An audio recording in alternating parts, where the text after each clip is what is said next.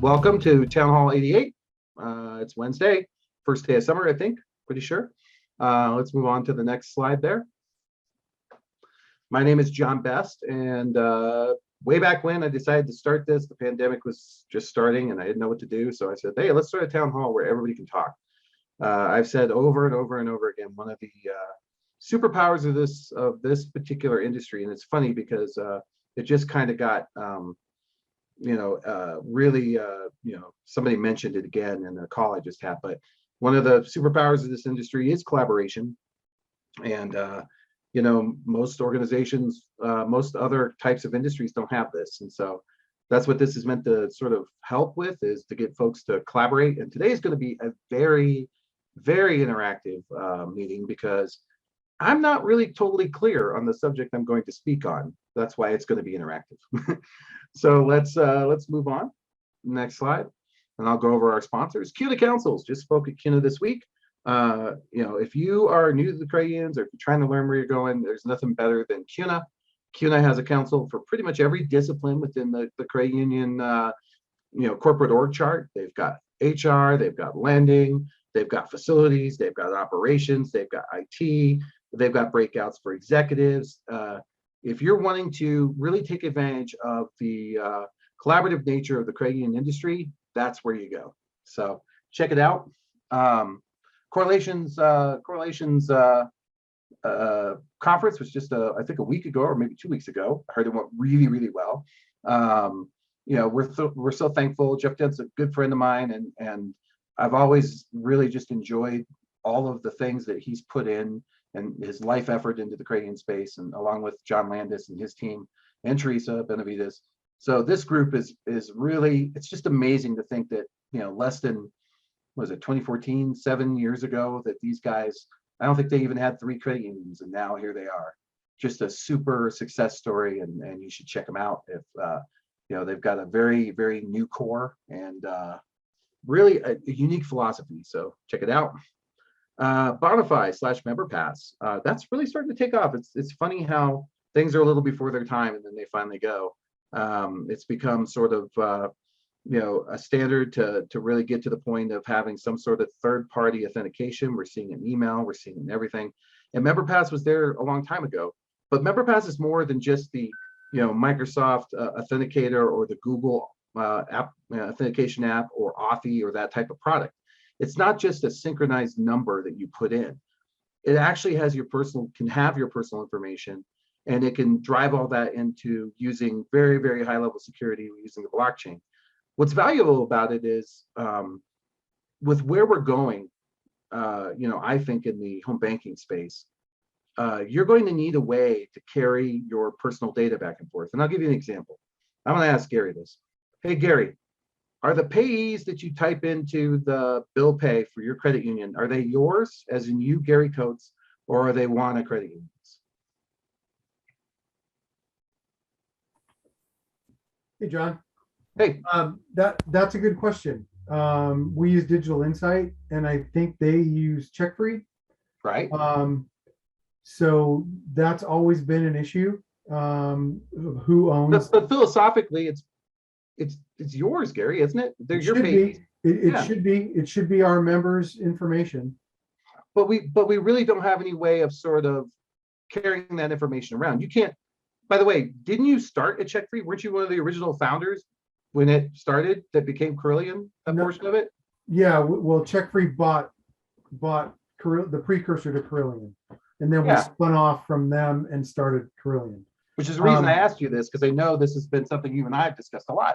So if this data is yours, Gary, wouldn't it be nice if there was a way to sort of carry it around and plug it into whatever you need to, Right. Or be able to mine that data for information to proactively cross-sell your members.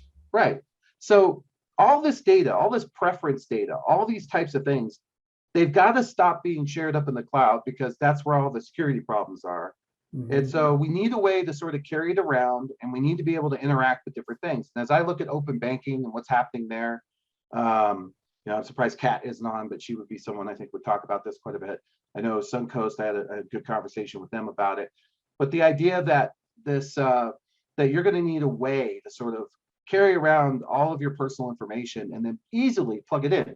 I shouldn't have to put my bill pay payees forever into some third party. I should just say, this is my bill pay payee mnemonic, and you can access that as you need it. And if it changes, I'll let you know. Right. So that's really what MemberPass is. It's more than just an authentication method. It's going to become, I believe, a standard. And if you look at like open banking and interacting with fintechs, and I'm just going to go off on my little soapbox here for a minute, just because I can. But one of the things I've noticed is a lot of fintechs, as they engage with the Crayons, they don't have time to sort of create a whole different interface. They tend to link into them in a very rudimentary way. Some of them just use ACH. And what's feeling a little dysfunctional is when every system has its own ACH, Gary. And so, wait, I already typed this information when I set up Acorns or when I set up the loan thing. Why am I having to type it in again? Don't they know this? Mm-hmm. And that's where I think this comes into play. I think this will help us to cross that bridge. I was talking to Chris Kovacs from Constellations, and this was a concept that I brought. That, and the other one is preferences.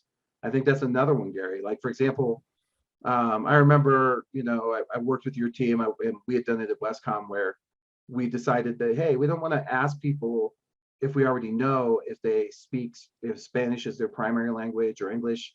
And so we built a way to have a preference center for that. And then we built a way to even, for us, push it out to the ATMs. But I think that needs to move up a level. And I think Crayons could be, really primed. You think of like a Social Security box, and now you think of like a digital Social Security box. We always thought of it as, I'm going to store my pictures in there. But I think it's more than that. I think I'm going to store my personal data in there in a very secure way that can then be transmitted easily to other systems if I decide to, and if securely, and in a way that they don't have all the access to it. They only have access to what I decide they would have and what it looks like. If I want my Tennessee address for statements from one place, and I want my Colorado address for another, I should be able to do that. The whole concept of the blockchain and what MemberPass is working on, it turns the who owns the data on its head. It does a 180, so where instead of you have your driver's license and the authority for the driver's license is with the state, turn that around so that the authority for that driver's license or my identity would live with me. So if anybody wants to validate me, they have to request it from me. They have to send me a message, and I'll have an app on my phone that says, so-and-so is requesting for you to pay this bill, to relate it to bill payment, okay or no. And it won't send your money to that merchant unless you approve it. That's the concept I think that we need to move towards. And I think that's where we're headed. And by the way, what you just said about reversing that, there's actually a great book, and this is one of the founders of this movement. It's called The Intention Economy, and it sort of reverses the paradigm. Definitely check that out. And if you really want to get into it and you're hardcore, get the Clue Train Manifesto. Both of these are incredible books that talk about privacy, and they're way ahead of their time. So if you haven't looked at some of this, I would highly recommend that you check it out. It's pretty cheap. You can get them on Kindle. But thanks, Gary. This is just something Gary and I are both passionate about and had a lot of discussions over the years.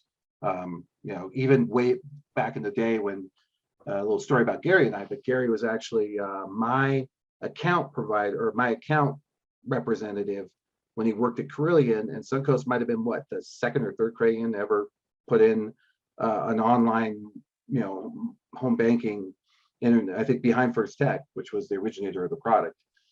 Right. So we've been doing this a long time. Thanks, Gary. Speaking of this, go ahead, Gary. No, you're welcome. Oh, so speaking of that, speaking of people forward thinking and getting with a really good clue and to handle what's going on, you want to check out CU Broadcast. My padre Mike, who's not here today. Mike is the man. He just interviews so many people. He has such good background. He's been in the credit union space forever, and he goes a lot of great places. So you don't have to.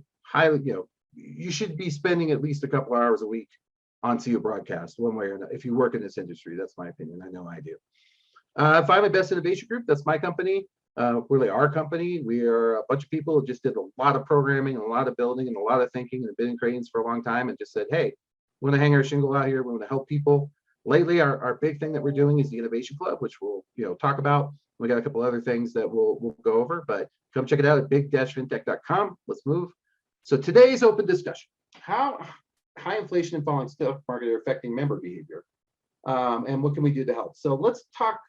Let's start here. Okay, so the Fed raises the rates, which affects us all, right? The rates have been low, so people were really spending.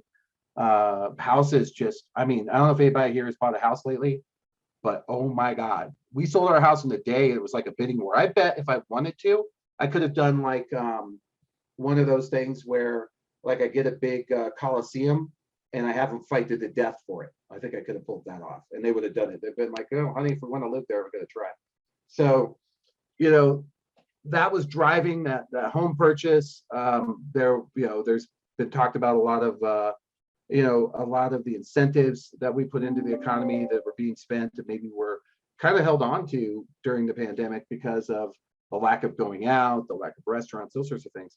So the idea, I believe, is you raise the interest rates, which makes it more expensive to get money, and then people will slow down their spending, which will then drive the retailers and the gas market to drive their prices down. So don't be afraid to tell me I'm wrong, but that is, and Glenn's not here. Normally he'd be the one to chime in on this, but as let's see who we got here that might know this. Anybody want to chime in on that and tell me I'm like Ben Morales would be a great example. Hey Ben, I haven't talked to Ben in forever, or Mark.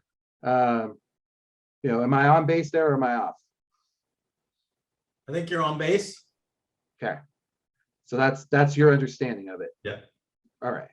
So if that's true, then the member behavior we should expect to see, therefore, the member behavior we should expect to see is that members will stop buying large assets because the rates are low, and they will stop spending at the level that they were. And with that in mind, then we should see more money in our DDA accounts. It should drive our liquidity up and give us more to loan until this sort of settles out. Is that also, maybe I'll throw this at Kat, because I know she's on top of these sorts of things. Kat, is that your understanding? If she's listening. Oh my gosh, I'm listening, but I had to step away for a moment, so I didn't hear the whole thing. So I apologize. So I was trying to understand, based on what the Fed is doing, and the fact that they're trying to avoid a recession, and they're driving the rates up. What's the expected member behavior? And you guys being MX, I mean, you would have some bigger insight into this, I think. But what's the expected outcome of that? So members, I guess, would not spend as much money. They're not buying big ticket items but I have a lot of questions. So is that what you think? I just wonder what MX or you think about that. I would say this. I would say that we're in a different economy now, and we're also with just the climate in general. I don't think the answer, for me anyway, is something I could give on the spot. I feel that the importance of providing members with better access to their data is much more empowering now than ever before. Agreed.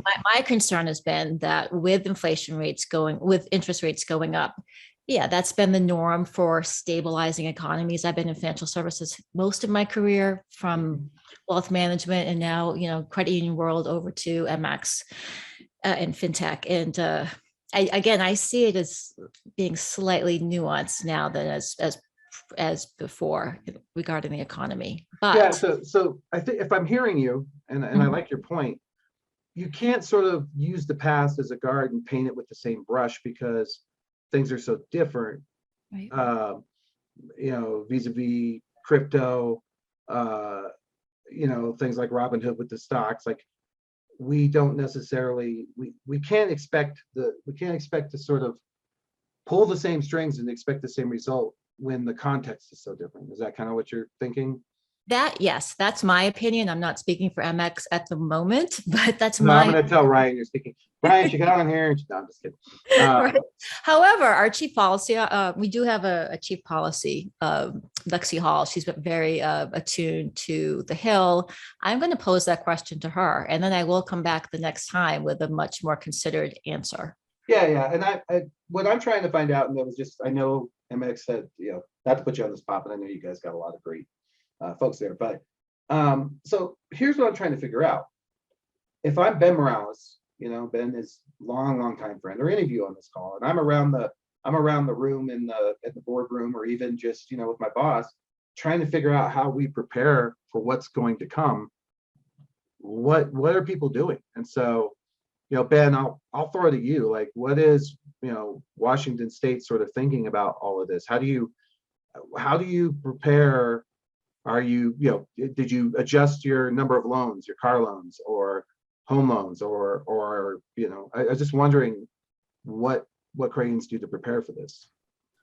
It's a great question. I mean, I think now we're just starting to see a bit of a transition. Like spending still, people are spending like they have it, and it's still coming, right? And so we're just now starting to see a transition from people using debit to perhaps credit, as we anticipate what's going to happen, or how do we prepare.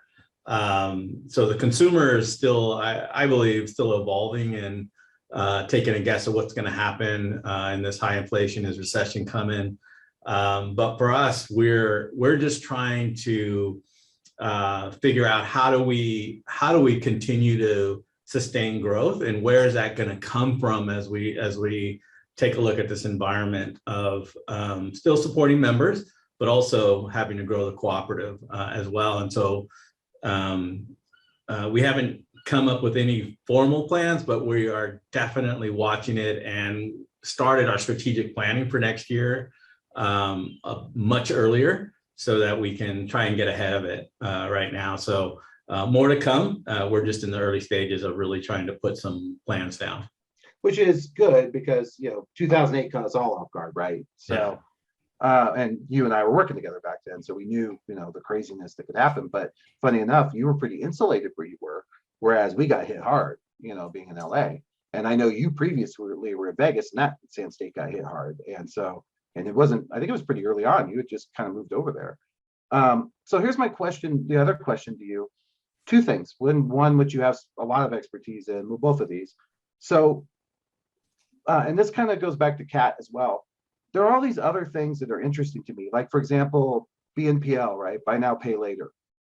Like, one of the reports I'm working on is with the IC is, how do we find all these people and see how engaged they are? Because I don't think the trade lines and the credit are keeping up. And I worry that there's a whole lot of chickens coming home to roost based on what I'm seeing out there. So that's one thing. And then the other is, you mentioned people sort of switching from debit to credit. My other worry is, and this is something near and dear to your heart, Ben, and your organization's heart, but the payday lenders are really ramping up. I mean, lately I've been driving back and forth between here and Tennessee, and I pass through a lot of small towns. Every one of those towns has at least 3, if not 4, even tiny little places that don't even have the Family Dollar is their, grocery store. Not that, say anything bad about the Family Dollar, but, and yet they have 2 payday lenders. So is that the sort of behavior that we have some in? Ben, I just wondered if you guys have done any looking into that with your CUSO. Yeah, I mean, as we look at what happens in the economy, right? Everybody knows where we had this sudden surge of savings as the government was giving out money to everybody, and so savings increased. What we saw, in our CUSO, our small dollar lending CUSO, was the people needing small dollar loans went down. Well, we would expect that because now they have savings, right? Yeah, they have a couple $1,000. Yeah. So as we now move forward to rising inflation and at some point rising unemployment, savings has gone or is going away. So you're going to expect that access to cash is going to be needed to make ends meet for these folks. So where else are they going to go? And so you're going to see the rise of of payday lenders. I think during the COVID, they actually started declining. In fact, in our community, a majority of the payday lenders closed. And so we had multiple stores. You saw one in the community, but I think you're going to start to see them rise again unless there's an alternative. I agree. It was interesting. We had this discussion at the CUNA CIO COO forum, and one thing I thought was interesting was one of the folks there had mentioned this book, which I read, but it's been a while. It's called "This Time It's Going to Be Different," and in the book they describe sort of these various things that go on, and I'll just post a link for it. I'll also post a link for the Clue Train in the chat, and I'll show it here.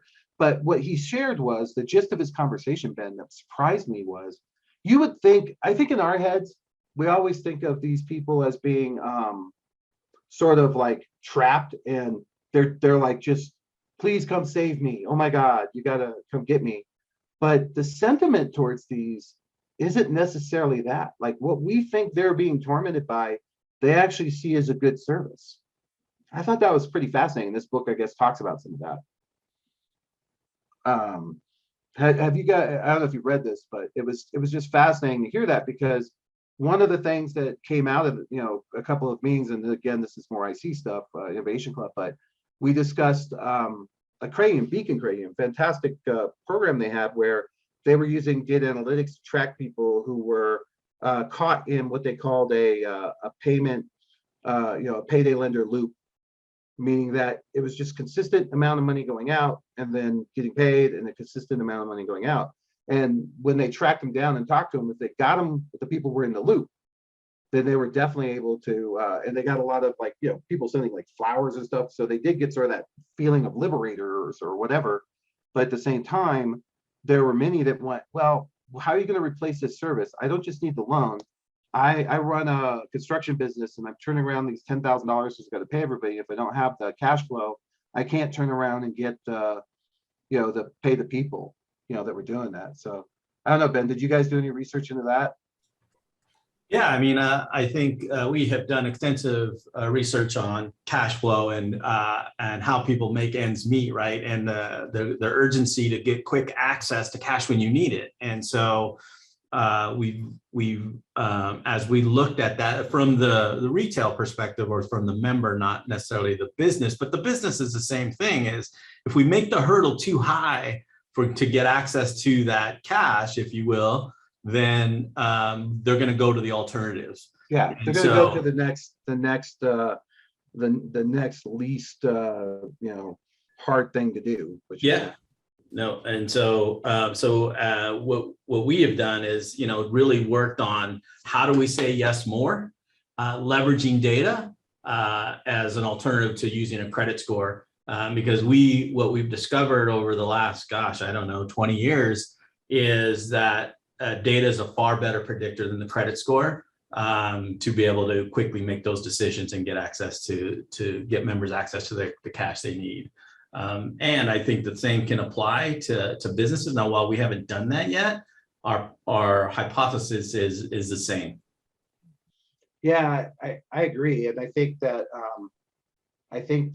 the low cost, the low barrier to get the smaller amounts, which, come on, it's funny the other day, and I'll share this bit. So, Ben's been, a long time for a lot of you people on these calls are friends. I've just been in this industry a long time, and I'm so fortunate and blessed to have great people around. But Ben, I was about to buy something online on Amazon, and it was like $129, and I stressed over it. And then I realized I'm like still living in like 1992. Like $129 is like $20 back then. You know what I'm saying? But I still have it in my head that that's a large number. And I will stress over it when really it's like I could, I spend, it's not that much. And sometimes I wonder if our whole industry has a perspective that's similar to mine, in the sense that, so example, I was talking to Chris Sineda. Many of you might know Chris Sineda. I think he's the current I don't know, CIO, CTO, CEO of Virginia Credit Union, great credit union. And he said they were working on this Goodwill program where if the people would just go through, they were working with Goodwill and they had a class and they had some rooms down at the different Goodwills. And if the people would go through the class, they would give them $100. And all they had to do was finish the class. And so many didn't. Like it was not a big thing. And he said, yeah, I just don't think people want to do it. And I said, but what if you offered like 500? And he said, wow. And I said, but wait a minute, you know, is it that they won't do it, or do we not know the threshold? As you were pointing out, do we not understand what's valuable and what's not in regards to what we're trying to bring to the table? And I thought that was fascinating. Well, I think at the end of the day, it's about where a consumer is and what they determine to be valuable, right? Giving someone $100 to spend time. Now, you may not know that they have to take a bus, they got to go across town, they got to get, care for their kids. And so there are other hurdles as we think about marginalized folks that are living paycheck to paycheck. And so I do feel like, maybe the wrong tool was being applied to a certain segment, but I think it gets down to understanding who they are, and the data can tell you a lot about how they're living their life. Yeah, it really can. For sure.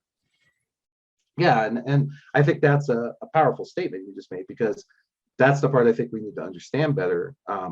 We're trying to save people from something they don't want to be saved from, or at least they don't know that they could be saved, or they don't know the alternative.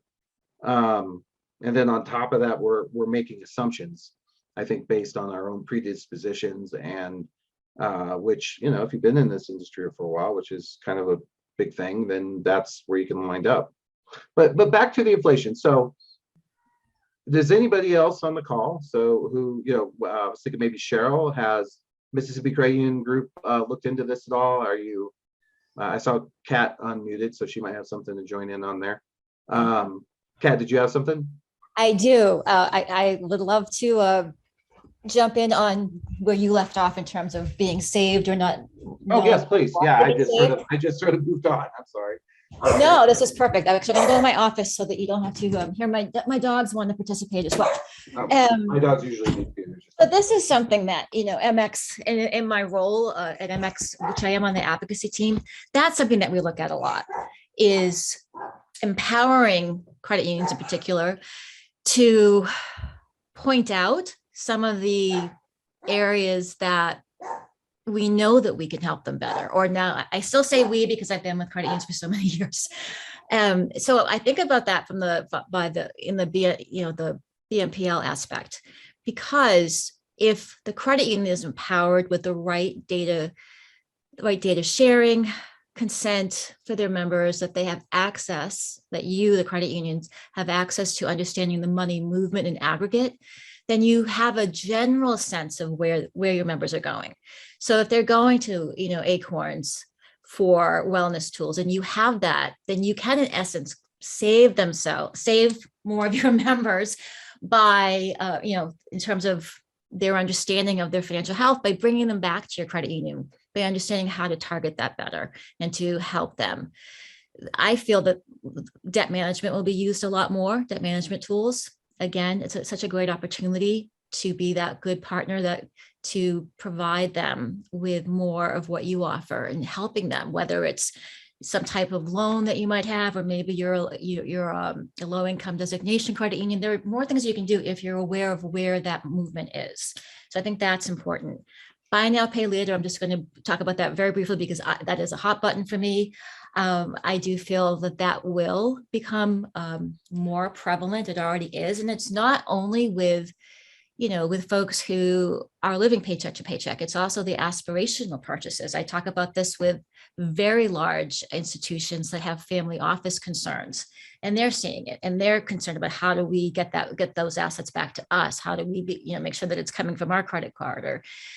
So those are the things that I'm watching, because I think from an inflationary standpoint, BNPL comes out and it makes it very easy for members to participate, or sometimes they just keep bugging at checkout until they just finally do it.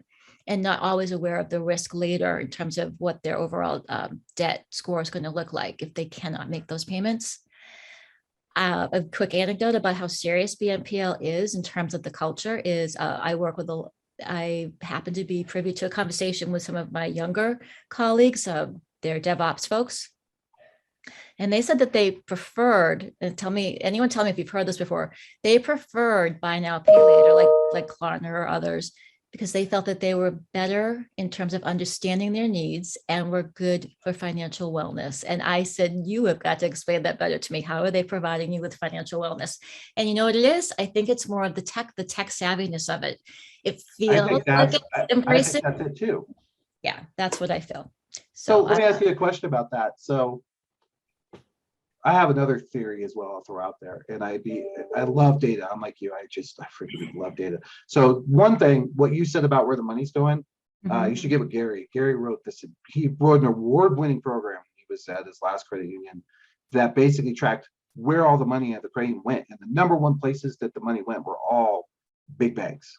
That was pretty much it. You could find everybody who has a Capital One loan, and then you could drill it from there. So Gary's got a great story about that. But going back to the buy now, pay later thing that I thought was interesting that you made up was you mentioned Klarna. We actually just recently discovered through just some of our research within the Innovation Club.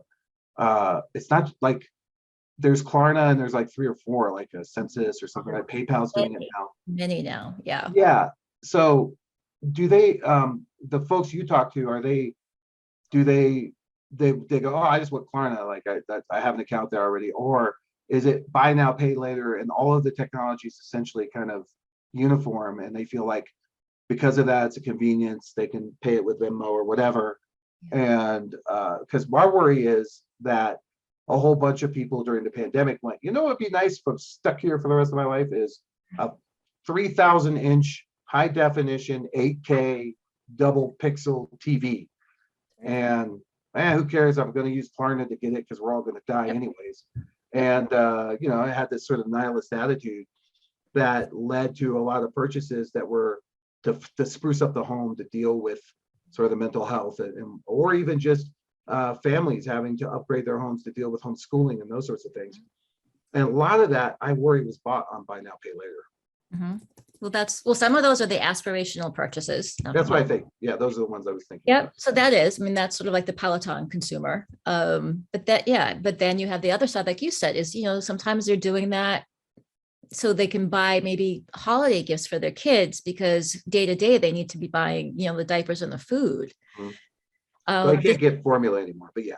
It can't, right. But again, this is to me where credit unions. Oh yeah, this is what they were born for. This is right.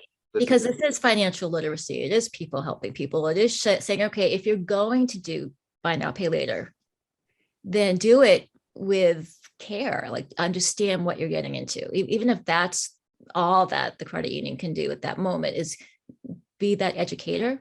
Good.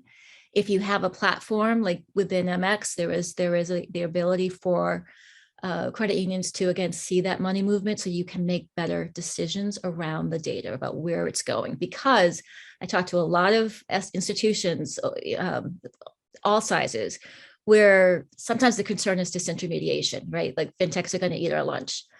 Yes, potentially, depending on the type of fintech. I feel that being on all sides of the house at this point in my career, including being member facing, the disintermediation risk is worse and greater when you aren't participating at that same level of understanding the data, knowing where it's going, and giving the members the full permission. Not even permission. The members own their data. Period. Stop. Full stop. That only shows that you are in it with them, especially in the tough economy, especially. And I think acknowledging reality is also what you're alluding to. Yes. Right? That this PFM idea that we've had so long is just a dream, and the reality is what you're hoping to be is the MFM, the most used financial, or the top one. But you're not going to, primary is a good way, but we tended to think of primary as PFI, excuse me, a primary financial institution, as we tended to think of it as sort of the like, oh well, you don't have anything anywhere else, we're it for you. And I just don't think it's reality anymore. I think that we have to sort of accept that there are other tools, and I do agree with you that. And what's funny is we just had Gordy on, Gordy Howe, for a couple of weeks ago, and he talked about NYDIG and what they had done there. And the big fear was, oh, you opened it up to crypto, they'll all lose money, blah blah blah. I think that people who are investing that know the nature of it, and the fact that Unify had sort of embraced that, sent a message to your point that we know you and we understand that this is something you're interested in. We want to provide it for you. But the other side of it was, I would do it just for getting the 2x eyeballs of people coming back continuously, because that's, I think, being relevance on the table, and that goes hand in hand with disintermediation. Yeah. There's a lot. You and I could go on, I'm sure, for hours. Yeah. I'm gonna take a breath and let other people. Yeah. So Mark Wilson, Mark from Mark, you got a chance to join our IC. Thank you for guesting and coming and checking out. By the way, if you're ever interested in attending a session of the Innovation Club, just let us know. We've been just make sure you get invited by another member, because there's benefit there. But Mark, from your perspective at Bayport, I saw you taking a lot of notes yesterday. Did you get a chance to look into? I remember you kind of thinking about the BNPL stuff, and you're kind of a smaller crate. Maybe share everybody a little bit about your crate, and I know you have a big data thing. But what have you guys been looking at? Yeah, well, we've been trying to dig into data a lot more recently, and there's been a lot of buzz about BNPL, and then all of a sudden the CFPB started to bark about it a little bit, so our CEO sort of backed off, and now we're trying to take a little deeper look. And I really liked what Joe was saying yesterday about there needing to be table stakes for that. You don't want to just offer it to offer it, at least in that respect. Now, on the crypto side, I'm sort of on the same page that you are. I want to get out there and get the folks that want to use it to, get all those eyeballs on our mobile app as often as they can, and things like that. But as far as BNPL, I really am interested in trying to figure out, who is using it. I'm interested in that, the Beacon report that you mentioned yesterday and earlier today, too, trying to figure out who is going, between paychecks and paying the same amount and things like that. So Yeah, people that are in that loop. yeah, definitely. So it's been crazy since yesterday. I haven't really had a moment to think. No worries. So, but it's definitely a lot of really good, timely information to start tracking and making sure that you're making the right moves and not just doing it to do it. No, I agree.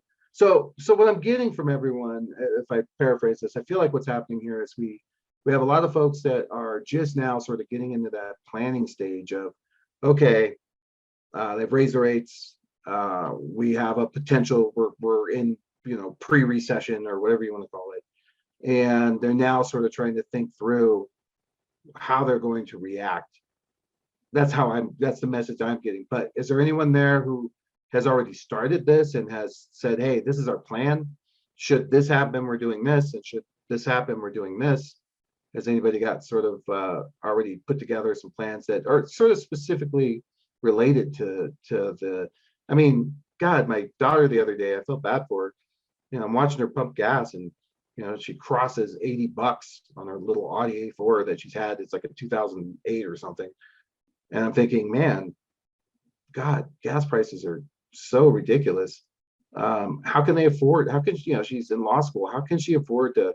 She's got to drive back and forth now between the court and the other, because she's sort of whatever. Like they put, it's like when you're a teacher, they send you down to the school to work there for a while before you graduate.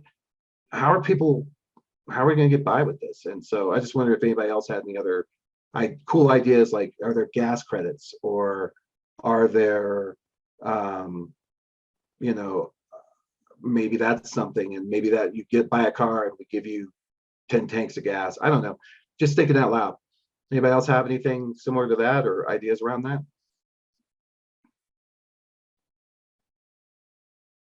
I'll tell you, if I wanted to send a message to the membership that said I care, figuring out something for gas right now, particularly in the summer, if there was if you were, put it this way, I would take the gas reward right now, and I'm sure my daughter would, and my son, over like the points on the credit card at the moment or a lot of other stuff. Yeah, Go ahead, John, Mark. yeah, we've got a cashback credit card that we run quarterly promotions on, and we've done it for the past 3 years, and we've gotten really good response and trying to grow that program. That's our newest credit card, within the past 3 or 4 years. And our Q3 promo is 5% back on gas. And we've done that for the past 2 or 3 years. And this year, I think it's going to be huge just because of the price of gas and trying to get people to utilize that card. We've also got a little spend and get campaign going on right now where you get, 10 or 25 bucks back based on how much you spend on gas and travel, between now and the end of August. So just trying to give members a little bit back. I know it's costing, you mentioned traveling back and forth with your RV. We just went to Nashville to pick one up, and I spent probably $300 in gas getting home to Oh, Virginia. yeah. The RV, you might as well just try to pull up one of those tankers. Yeah. Was it diesel or unleaded? It's diesel. Oh, diesel, God. Yeah. Yeah, diesel. I always remember when I was a kid, I always thought, I want to get me a diesel because my dad had a diesel Volkswagen and he never filled that thing up. Now, to be fair, it wouldn't go over 55 miles an hour downhill in a hurricane, but a guy would drive it for years, but your point on the cash back, I think that's a great use of that. And I think I'm just wondering, I'll tell you kind of what I worry about, or what I, if I'm looking out in the future, there's some interesting stuff. First of all, there were a lot of things that people sort of just anticipated would go away forever. One of which was this idea that like movies are gone. Nobody's going to the movies anymore. We fixed that. You watch them at home. And I always, in my heart, went, nope. I bought a lot of AMC because I was sure that was coming back, because movies weren't about, they were not about the movie all the time for me. Sometimes they were about getting out, being with some friends, having some popcorn, watching a movie that wasn't necessarily great or was silly, and having a shared experience. You can still do that at home, but it's not the same. I always felt like that was going to come back. People thought people wouldn't travel as much anymore, but they can't even keep up with the demand for travel right now. I just don't think we as humans are meant to be in community. And now we're feeling sort of the pent up demand of that on the other side. And that we've seen that spending. And God, I do not know how gas prices work. My mother-in-law once worked at the gas station, and I was watching her, you change the numbers up at the thing. And I said, hey, how do you do that? She goes, oh, I just drive around to the other gas stations and I do the average, or she has some mechanism. She had to put it into a computer and it comes back with prices. But that just seems crazy because there's got to be some price for it. So that said, this idea that I worry that the members are not going to stop spending, and nobody's seen a sign of that yet. And that if we're not careful, and if we don't promote some programs, if we don't figure out, we could wind up in a mode where those chickens will come home to roost. And it won't be a real estate bubble. I worry it'll be a secondary loan bubble, like the BNPL stuff or credit cards. Less to worry about, but certainly a bigger issue. And I do think that we can overcome it because we have more tools. We have AI and we have other things. But anticipating what that behavior is going to be the number one thing we've got to do in the next 6 months.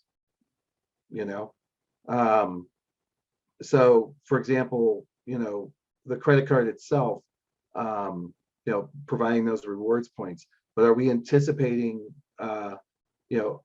it's basically, if we can keep people, you can't, if you're doing 50 and you're headed towards a cliff, at some point, even slamming on the brakes doesn't help you. We've got to find a way to slow them down before they get there, before they get to the point of no return. The key is, how do we identify any point of no return for the folks that will get there? There's a lot of people that won't have a problem. There's a lot of people, there were cranes that were not affected at all. When the big 2008 hit, it wasn't that, as Ben Morales was mentioning, Washington State, maybe Ben, talk about that. Like 2008 wasn't great, but it wasn't bad for you guys, right? No, we're in the Pacific Northwest. We're somewhat insulated from a lot of things because you have Boeing, Microsoft, Amazon, a lot of big companies that help insulate that. So we lag the the nation as it relates to some of the economic situations that occur, for sure. Right, and that was true of other places too, but then it was very bad in sand states, and then it also kind of translated to more middle of the country that you saw that. So, like I said, I'm not trying to profess, I'm just trying to, one of my favorite things to do is to think about how to use data to come up with ideas to help the members and also to head off, to try to find, canaries in the coal mine. And certainly I think, if somebody has a good way of running a report on members who are using BNPL services, and by the way, by the time they hit the trades, it might be too late. The trade lines in the report. I think we need to find them via something like what Gary did, which was tracking down all the actual payments and looking at the merchant codes and even digging in further into that to find out, hey, this is just a company that's a lockbox for Capital One, and categorizing it and making it like that. So I think that's one option. The other is to employ, I still think we have got to drive hard towards AI. There are two types of companies in the future, ones that use AI and the merged and gone. And the AI is going to be a big concept around this, whether it's AI for financial health and well-being, whether a lot of us are using AI for various things like to make loans. I think that's going to be an important concept, certainly security, but somehow there's something there for financial health and well-being that needs to be looked at that could start to predict, not on a Cranium basis of attrition, but more individually, hey, you need to make some life changes in order to sort of deal with your cost of living and what you have. Kevin Sarber, you there? I'm here. Hey, Kevin. So I know this is one of your favorite discussion points here, and I know you watch your kids like a hawk. I think that they have to give you access to their accounts still, right? Even though they're all in their 30s. They appreciate the help, is what they tell me. I'm sure that there's another speech that goes to others. Do they still have to attend the Saturday morning PowerPoint presentation where you go over what everybody spent and the same thing you used to do at work that you did at home? Yeah, it's our own in-house budget review. So you bring them all in. Listen, I got you go over pie chart. Yeah, if they don't pass, their credit cards are pulled for a week until they study up. I like that. That actually is probably a service we could sell. But Kevin, you've been really looking into this, and given your previous experience of being a lot nearer to the economics of the 2008 stuff and what was happening there, you've had a lot to say about that. Maybe sharing again on what you're seeing. Yeah, I only caught part of this. I apologize. I was late being able to join, but yeah, I think buy now, pay later is just it's exponential growth, and I do think that it's just so easy for someone who doesn't have the cash right now, or feels like they don't want to put it on a credit card because I don't want to spread it out that long. I think there's just a number of ways that it's been marketed aggressively at checkout. It's easier than putting a card in or any other version. So meanwhile, you still can't use Apple Pay at Walmart, but hey. But you make, and Kat just made a great point here, was something we discussed at the Innovation Club, was that some of the new rulemaking is opening it up so that, and this point I made a couple of times in various venues, but that Apple have their own BNPL product. I forgot to mention that. I would love to see, I think Apple Pay is, particularly the card itself, is starting to grow. I think that they've been patient and they've waited for the market to catch up, and this might be something that they do. And Kat's text is perfectly correct that Apple, not a bank partner, is handling the actual loans for us. That's interesting. Well, of course, Apple's funding the loans off its balance sheet. Well, duh, they only have $10 bazillion. They could fund loans. They could afford to have charge-offs at 50%. But it's a good use of the money because it's kind of like crack, right? You get the first one for free, and after that, you start paying. But it also speaks to a question that, so if Apple's doing it, And, Amazon will not be far behind. And while our Apple numbers are probably fairly significant in terms of the money that goes out to Apple, and I'd love to know, here's another report. You got to track these, Melissa. Love to know who's paying Apple Pay. Like, how much is that growing or shrinking? I just, it's so easy on websites. It's like, use Apple Pay. Well, all right, double click, done, yay, and I have to type anything in. I'll just pay this off at the end of the month. But when we get back to this idea of Amazon, somebody keeps asking me, why isn't Amazon a bank? Or why aren't they on a bank? Because they don't want to. The guy went to space. If he wanted to own a bank, he would own a bank. They just don't, and they don't want our problems. But this, the 1033, which we'll probably need to do a more in-depth conversation. I'll probably do that with Glenn on a podcast or something. But, I think Kat's right that it's going to open up the door for these pseudo sort of adjacent fintech type models that specifically play in payments to really grow that business. And so, Kevin, just a question in there is, what happens if Amazon, they have a buy now, pay later, but it's not really like focused upon, it's a third party, but what if they really adopt it into their program and combine it with their own crypto or something? But let's just take the first step. Do you think that's a significant play like Apple? Yeah, absolutely, I do. I think that's a huge play. BNPL is going to continue to grow until CFPB, if they continue to exist, gets involved, begins to look at, impact to credit scores when these get written off. How do these folks, what do they put into collections? What do you just charge off? How is that measured so that you're not, there's no bias in any of those decisions or anything else? I think it's huge, because I think, it's just that impulse thing. And as we come out of being holed up in our homes for 2 years, we might have You're still bought holed some up. of that stuff. You haven't left yet. Yeah. So Kevin, I got a question. So as a kid, I first got married, didn't have a lot of money. Our washer went out. Guess where I went to get a new one? Sears. It was right nearby. It was called Aaron's Rent to Own. Oh, yes. I wish I'd never, ever. It's like the Columbia House hit 1,000 records for a penny. It was the rest of my life. You're dating yourself. Well- Well, Well, you're right. I got tapes. You got records. Go ahead, Kat. well, now this is where something that I heard a while back was financial inclusion to the detriment of potential exclusion or penalization. True.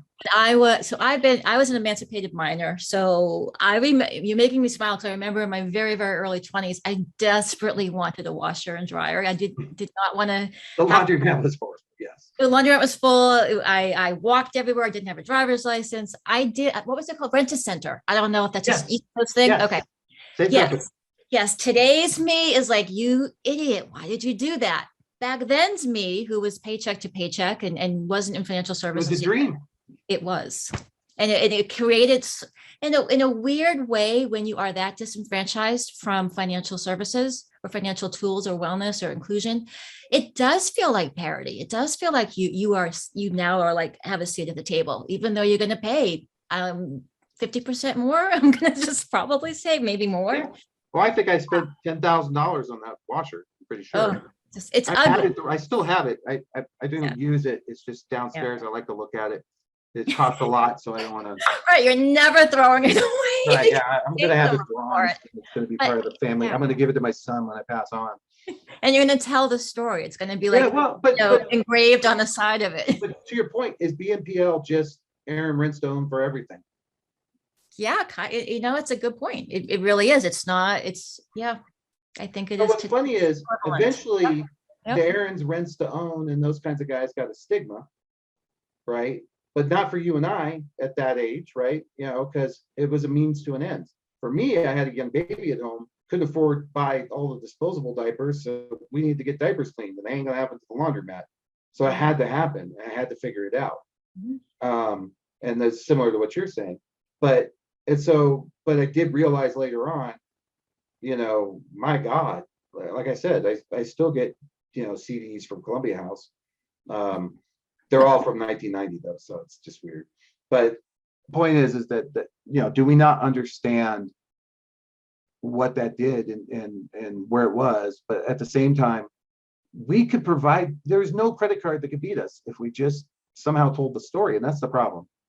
People just, for example, the whole plane tickets thing, we were always trying to figure out how to tell that story. Like, that's great. You got 2 bags. That's $80. You're paying $400 a year for that card. You could get 20 bags for free with the money you don't pay on the interest versus a 20% versus a 9% card. But somehow that story is very, very difficult to tell. And I don't know why. Well, Kevin does it on Saturdays with his family, but for the rest of us, we don't have Kevin. John, who owns the risk with buy now, pay later? Is it the buy now, pay later provider? Yeah, Klarna's, but the Klarna's are bank backed. They have banks that have invested in them. So that's with Aaron's, they own the risk. That's why their prices are higher, because when you default, they have to go out and pick up the washer and dryer and then try to resell it or do So something. you're saying if I stop paying, they'll come get it? I'm just kidding. I worked for a finance company early on in my financial career. Did you? And that's, we did those purchases to basically get the loan on the book so we could upsell you to borrow $500 at 32%. Oh, yeah. Yeah, I agree. And we aren't even talking about the subscription models. That's a whole nother thing that's gonna be interesting, because there are assets and products today that we currently purchase that are going to become subscription models. We were talking about that with Amazon, to set it and forget it of subscription models. Go ahead, Kevin. You were still unmuted, so I figured you had something to say. No, I sorry. Working out the PowerPoint for the family. Yeah, And it's us. getting close to Saturday. Yeah, and on Sundays you do big, so it's the whole thing. Well, listen, it's a interesting discussion. Thank you, Kat, Ben, everybody that participated, Mark. Not a lot of answers here yet, but I'm just trying to understand. I think one thing that could be useful is if anybody wants to share for the town hall, you're welcome to send it to Melissa. She can put her email.